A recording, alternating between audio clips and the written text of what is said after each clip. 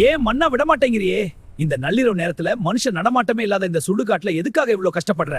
உன் புடிவாதத்தை பார்த்தா எனக்கே கொஞ்சம் பயமா தான் இருக்கு. தோழி, எனக்கு வரப்போற கணவர் வெறும் பணக்காரரா இருந்தா மட்டும் போதாது. புத்திசாலி, வேகமானவர், அப்புறம் ரொம்ப தைரியமானவரா இருக்கணும். இந்த மூணுலயும் சிறந்தவர் தான் என் கழுத்துல மாலை போடுவாரு. இளவரசி, உங்க ஜாதகப்படி உங்களுக்கு 50 வயசுல ஒரு பெரிய கண்டம் இருக்கு. இதை யாராலையும் கணிக்க முடியாது. நான் சரியா கணிச்சிட்டேன். என் அறிவு தான் உங்களுக்கு பாதுகாப்பு. வேகம் தான் உலகம். நான் ஓட்டுற இந்த ரதத்துல ஏறினீங்கன்னா நீங்க நினைக்கிற இடத்துக்கு கண்ண மூடி திறக்கிறதுக்குள்ள உங்களை கொண்டு போய் சேர்ப்பேன். யாராவது என்ன காப்பாத்துங்க! ஐயோ, அந்த பேய் என்ன தூக்கிட்டு போகுதே!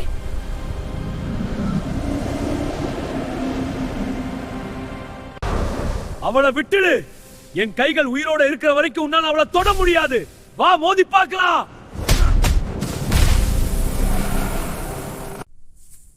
என் உயிரை காப்பாத்திட்டீங்க. நிஜமான வீரம்னா என்னன்னு இன்னைக்கு புரிஞ்சுக்கிட்டேன்.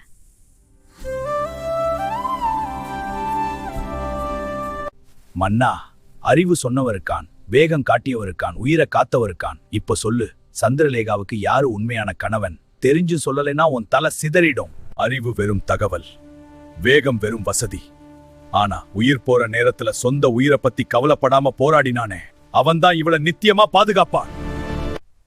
இது என் இறுதி தீர்ப்பு பேயே. சபாஷ் மன்னா, சரியான தீர்ப்பு. ஆனா உன் நிபந்தனைப்படி நீ பேசிட்ட, அதனால நான் எஸ்கேப். இதோ நான் மறுபடியும் முருங்கை மரத்துக்கே போறேன்.